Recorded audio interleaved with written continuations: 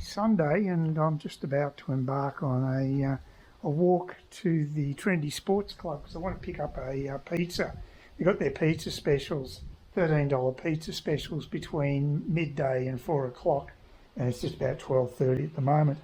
As you can see, on Friday, Steve, my neighbour, and Steve and Yvonne, they dropped off these sandbags that the council were giving out gratis at the waste tip down the road in Smithfield. So they grabbed 4 for me. I think Steve's got 24 of them, so he was absolutely buggered.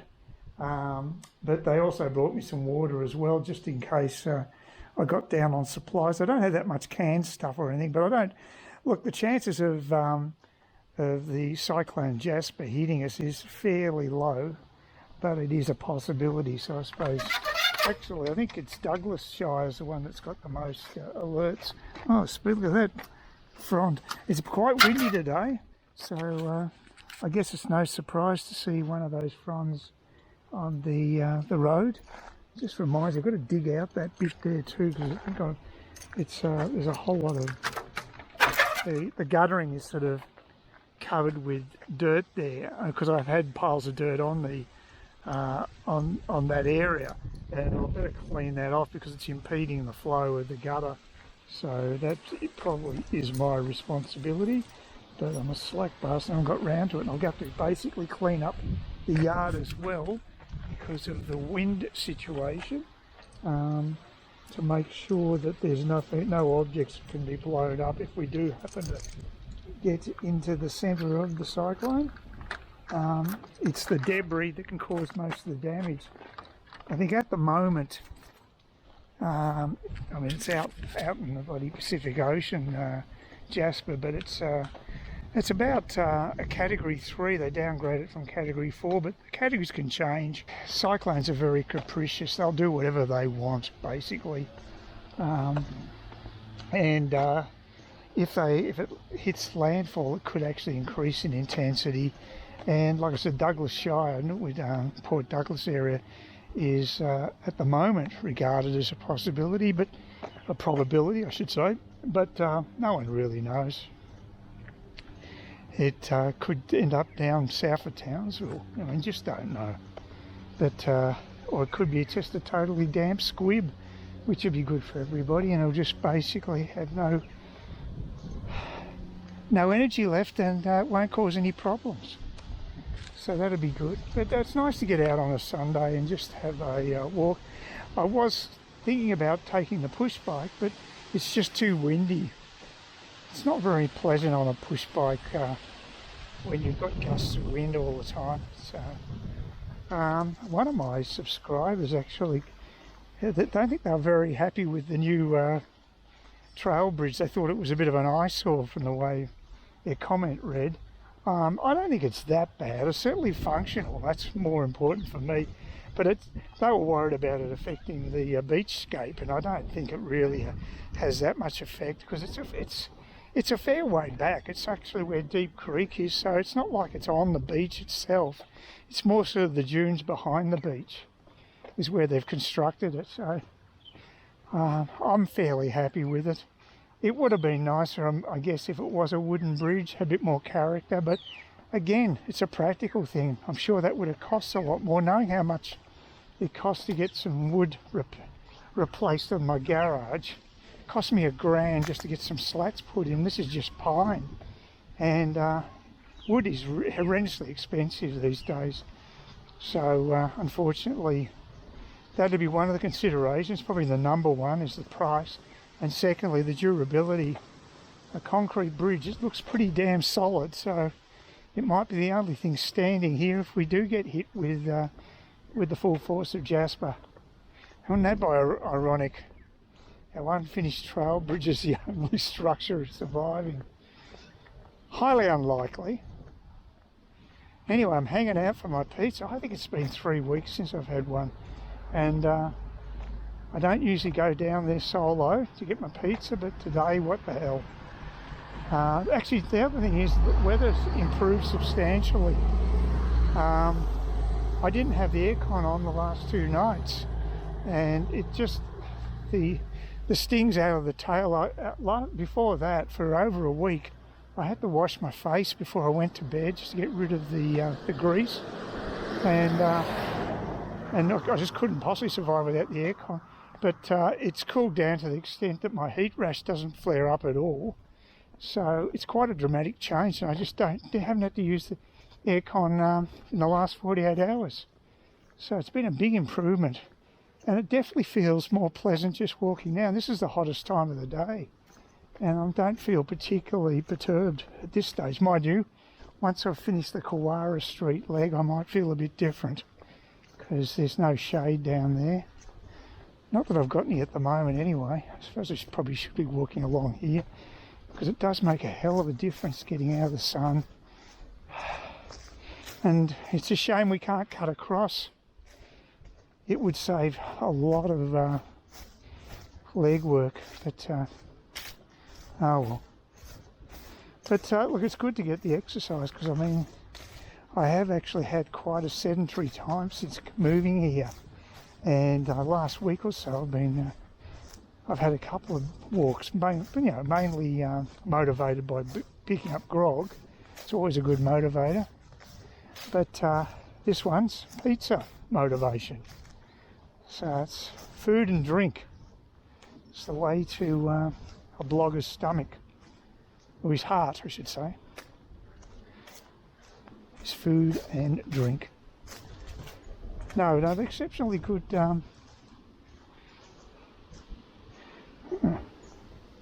Was that part of? Oh, that's the top of a barbecue, isn't it? Someone's must have just dumped it.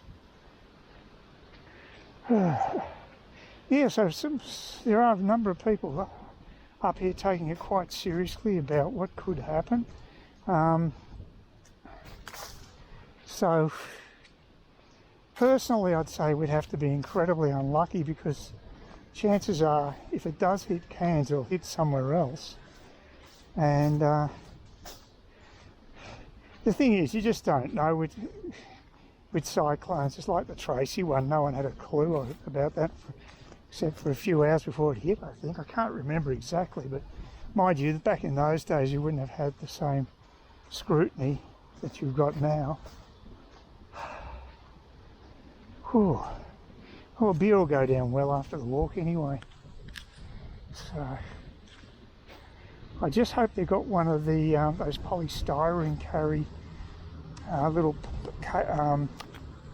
packs that you can put the pizza into, because I generally like to have half the pizza at night cold, so I'll only eat half of it there and wait until later. But if they've got the big cardboard boxes, they just won't fit in the back of my backpack, so I'd prefer to the polystyrene.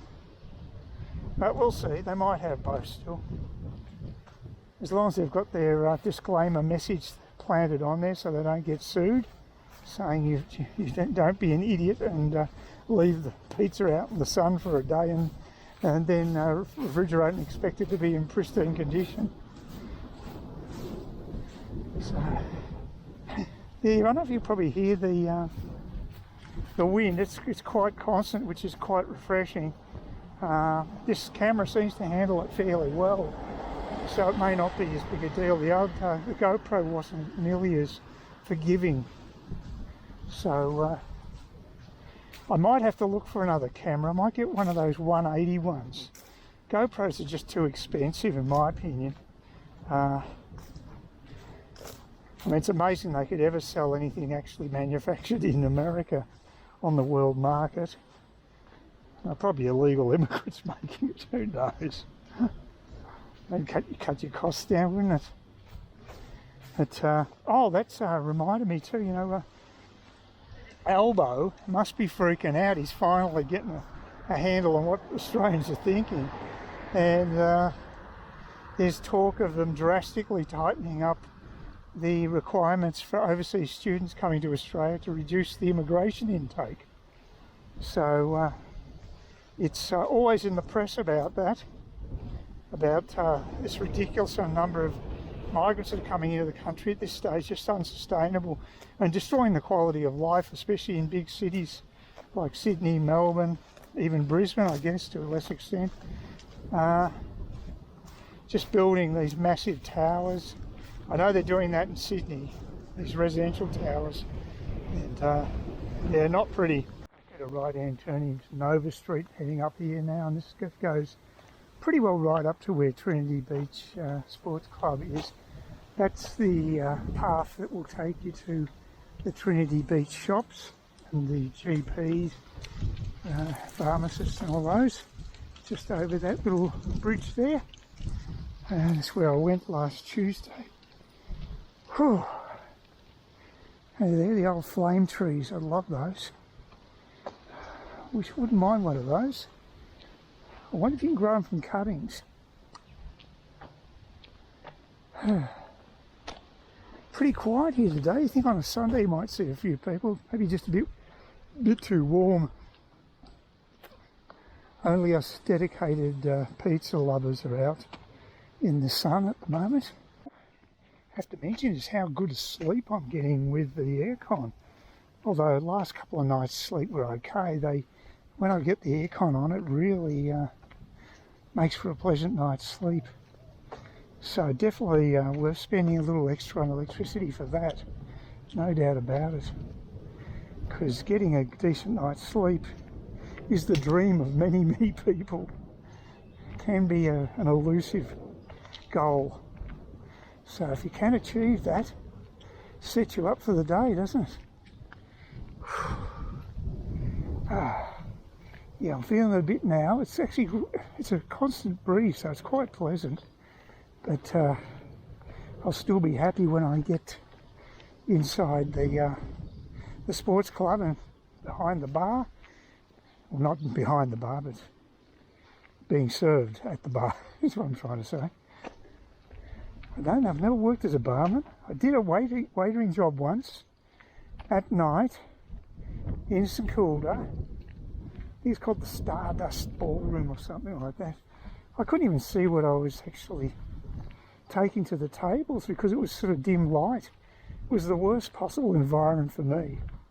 And I didn't last in that job. I got the sack, but not because of my incompetence, which I should have got the sack for, because I missed one of the, the shift. I had no idea that they had a shift on. It was on a board and of course I couldn't see it. So, but I didn't shed any tears because it was quite a long trip. I had to go all the way in the city by tram and then catch another tram to get down to St Kilda Beach area. So it's a bit of a hassle. So no great regrets there. I've got the place to myself, no one's outside. I'm the only person sitting out here. I don't mind it. As long as I'm under shade, I'm happy. We've got ceiling fans. So yeah. Oh, well, fair enough. Each to their own. So you've got a nice view of the oval there. And I got myself a coldie, a schooner, a Great Northern Original. Pisces Plumbing. Oh, that's a good name. I'm a Piscean. I wonder if they give a discount to Pisceans. But yeah, Piscean Plumbing. It's not bad. I mean, it is the fish symbol on the zodiac, so it makes sense. Ah. Yeah. There's a few people in there too. I mean, there's just no one outside. Oh, I don't mind being aberrant. Yeah, no, the beach house is very good value because it's they're the same price today anyway. Weekends are always, they don't have discounts on the weekends, the happy hour, but that was $7.05 and that's with my discount card. So the beers aren't that cheap here. It depends on the time of day you're here too. They have these rotating happy hours and I've got no idea what the time is. I've got a porta potty in front, I don't know why that is. I noticed that the toilets out there that used to be for unisex are now only for ladies, so I don't know what's happened there. Maybe now the toilets down the back are only male, because they're the grottier ones, of course. But because the ladies' toilets here are quite nice, the toilet block up this end. Much better than the crap at the beach house, because the beach house, they're obviously leasing that business, that space, from the manager of the property, and the manager of the property's just let the toilets really go downhill. It's pretty ordinary. It's a shame because it's such a nice location, but considering you're paying so little for the drinks, I mean, I think they're just slightly less than $6 now for a schooner during happy hours. That's less, over $1 less than here.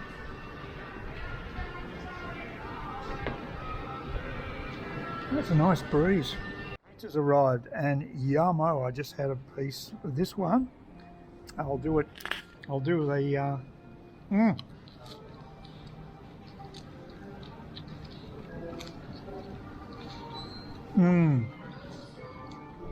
Oh, it's beautiful. So good. I usually hate having pineapple on my pizza, but this one I can handle. It's quite a thin, crisp over base, but they don't skimp on the actual the toppings. That's what I like about this. I think this had to be one of the best deals around. $13 for this. I think it's exceptional. And there we go, the anchovies. Yummo. Don't skimp on the anchovies, I say.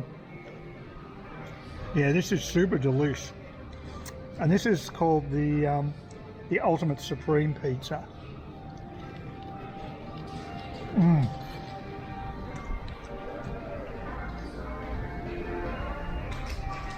Oh boy, I think it's about 3 or 4 weeks since I've had this. Really hang out. Oh, beautiful.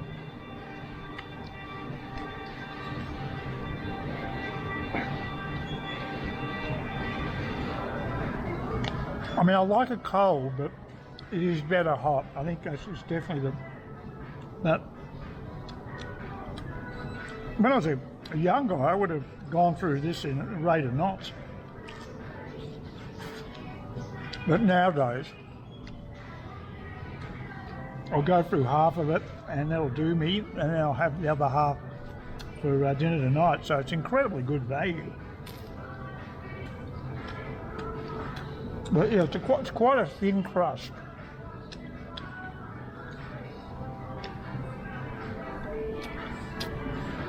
So some people might prefer a puffier one. I don't. I think this is fine.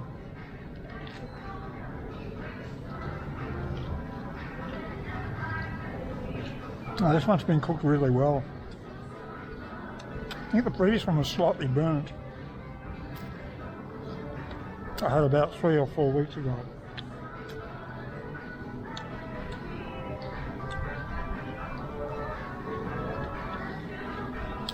Now they've got it down to an art form making these. They probably make more than a lot of pizza places. There are a hell of a lot of locals eat here.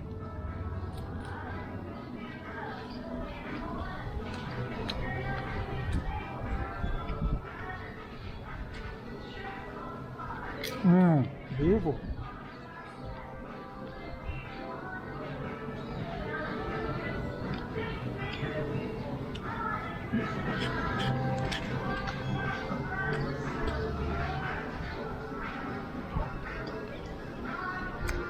Definitely worth waiting for. I'm a happy man.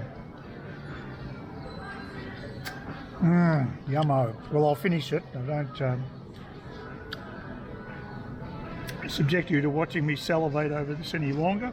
Well, it's Tuesday the 12th of December, and tomorrow is going to be the day when Cyclone Jasper touches the coast, and causes more havoc. But as you can see already, we've got some moisture from, this was overnight obviously.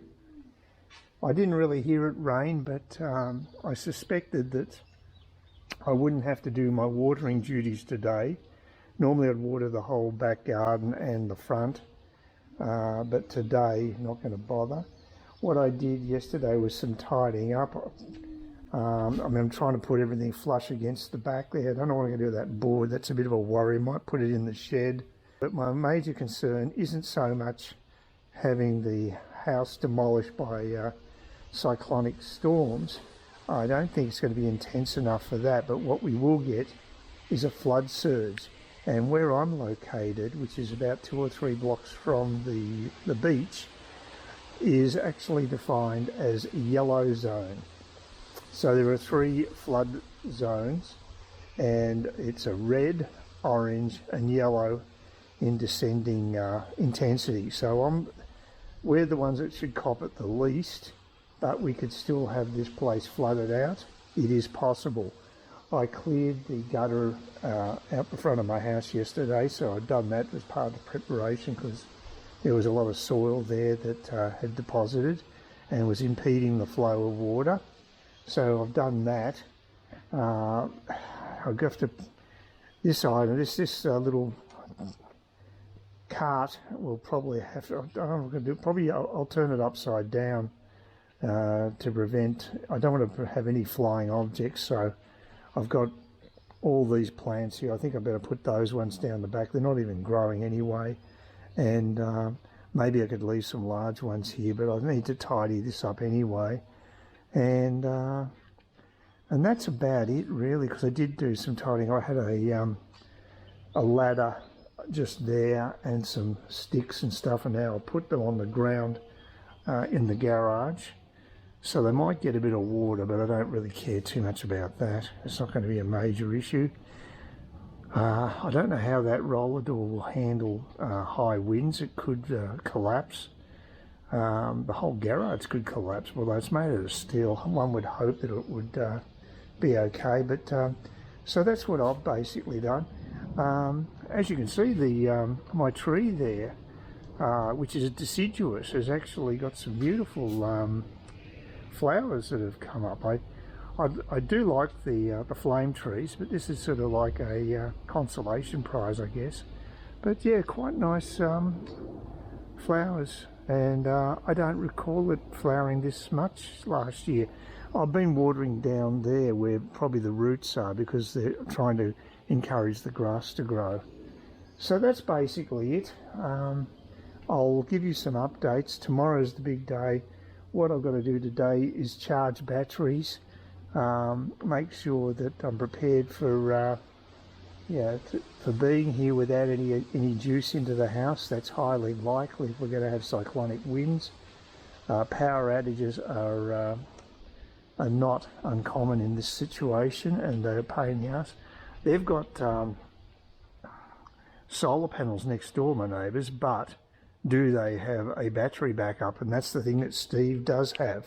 So Steve will be able to at least provide, put some juice into his batteries and give himself some power for the night, presumably. And if his solar panels aren't damaged, then during the day he'll be fine as well. But yeah, so that's basically my preparation for the impending Jasper cyclone. Hopefully everything will go okay and it won't be a big deal, but you never know, and you'll be kicking yourself if you don't do the right things now, assuming the worst. 8:30 Wednesday is the day that Jasper's supposed to do landfall. Probably 1 o'clock in the afternoon is the current estimate, and it's 8:30 in the morning now. Finally, we're starting to get a bit of wind and a bit more precipitation, but it hasn't been particularly heavy by, monsoonal standards that I'm used to up here. So that's not an issue. I'm in what's defined as the yellow zone, and that's for an elevation above sea level between 3 and 4.5 metres.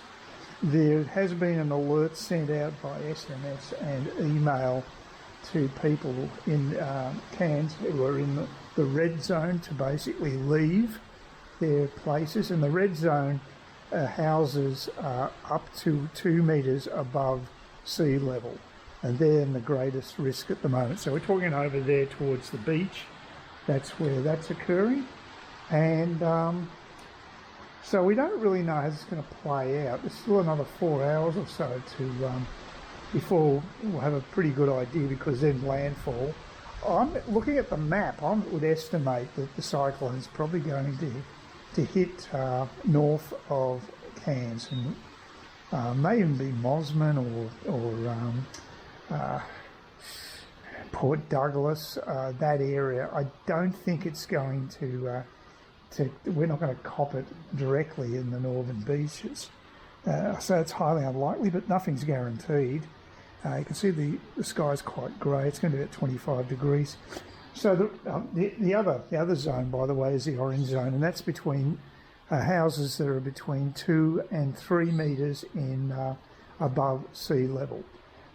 Steve, funnily enough, is living in Starling Street, and his property is actually defined in the same category as me, yellow. But only 2 houses in his street are yellow. I think all the others must be orange. So they're much greater threat of flooding. For some reason, his is more elevated than the other houses, so good luck to him. I think I'm probably a little higher up than he is, but I'm still in the same zone. So, yeah. So anyway, look, as I say, this is mild weather by tropic standards at this stage. It's not even monsoonal. We haven't had that much rain. It's just been sort of, it's been steady, but it's nothing major. The wind there's hardly been any wind, but I do expect that to pick up. So, and it does appear to be doing that now, but it comes in gusts and you just don't know. So that's basically my update at the moment. No major reason to panic at all. There's nothing out of the ordinary. Power's still on. Haven't had any interruption to power. So just charged up my mobile phone, and yesterday I charged up my my e-bike battery, which has got quite a bit of charge in it. It has a USB port, so you can actually draw power from it if need be. So it's quite handy. You can use it for that task as well as for bike riding the bike. Not that I've been doing any bike riding. Look, if I feel adventurous enough, I might try going down to the beach. We'll just see how things pan out. But the next 4 hours will be the testing time, really. We'll know how bad or benign this particular Jasper cyclone is. I think we can safely say that the gusts are increasing. I heard this sound from inside my lounge room, and the wind has actually pushed this over, and that is not light. So that's quite extraordinary.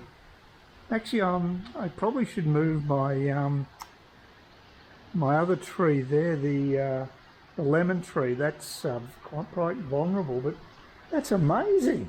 I'll see if I can get it up and running again. Upright, that is. Well, it's around 3 o'clock in the afternoon. They've changed the landfall estimation of the cyclone, but it's still going to land in the same spot, near Port Douglas. But certainly the wind has intensified, and there's been a bit of rain, but not a great deal of rain. It's just more the wind has really picked up. And the landfall was originally meant to be about 1 o'clock in the afternoon. That's what I heard it this morning, and now it's been amended till sometime between then and 6 o'clock at night. And the good news about that is that it's not going to be during a high tide, so the flood-prone areas won't be too badly off. There's been a lot more work done in central Cairns than here, because that's all basically a red zone around the lagoon, so they're highly susceptible to flooding. And there's a lot of sandbags and taped on windows and things like that. But here it's just it's a strong breeze, as you can see. It's blowing up. Okay, it's sort of very squally, but it hasn't caused any major damage. Now that's quite a blow there. It's really blown up. Hopefully it won't get too much worse than this. You can see it's all grey behind. My pot plants, that one hasn't fallen since, so that was about the most spectacular thing to happen in my place was actually that big pot being blown over. But because I've got a sandbag buttressing it, it seems to be okay. And my lemon tree seems to be alright too. But there's a bit of moisture in here, so I'll go back inside because I want to get it on my camera. Still got power, so that's good. And hopefully that'll hold up for the rest of the night. Yeah, well, it's 8:30 on Thursday morning, the morning after the cyclone came through. As you can see, it's pissing down rain, and that's all the foliage that actually just came down with a thud, I think around 5 or 6 o'clock last night, and a whole lot down back. You can hear the noise from, that's how hard it's hitting the corrugated iron roof there. Unbelievable. It is absolutely pissing down. I had to use an umbrella just to walk in the front door just to get round here. Yeah, I'd love to show you the beach area, but it's just too damn wet and windy. So unfortunately, we'll have to leave that, but you can hear how intense that wind is and the rain. And look at that, there's a waterfall just outside my living room door at the back. Unbelievable. I had to remove foliage from the window of my kitchen this morning. Boy, it's not getting any better, but it comes in waves. And right now we've got quite an intense downpour, as you can obviously see. But yeah, it's been absolutely drenching rain. I saw online that 300 mils is actually fallen in Port Douglas. So gives you an idea what we're looking at.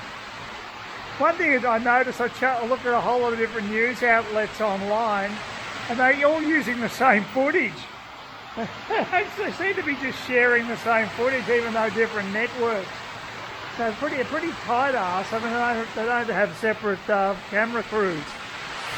Anyway, I think this gives you a pretty good damn idea of how intense this is, and this is only like a level 2 cyclone that's moved inland now. So even at this stage, it's still causing, well, actually this is causing more damage here than we've had up until this point. This is about the height of the wind and rain, as you can see. So I want to get this on camera. I just hope I haven't destroyed my camera because there's so much moisture in the air. Anyway, that gives you a pretty good idea of what's happening. Well, I think I've identified the mystery sound. It's pretty obvious what it is. That is a pretty ferocious looking sea there. I've never seen it like that before, so that's the sound that I can hear in the background, that low frequency sound. You can't even see Double Island down there, and there is quite a gale coming from the direction of the sea. So, and of course, crap, a load of foliage everywhere. So no surprise there. I just saw a couple come down the pathway with their dogs, so there are people out and about today. And yeah, that's quite spectacular. Please consider subscribing to my channel if you think there's anything there of use to you, or entertainment or whatever.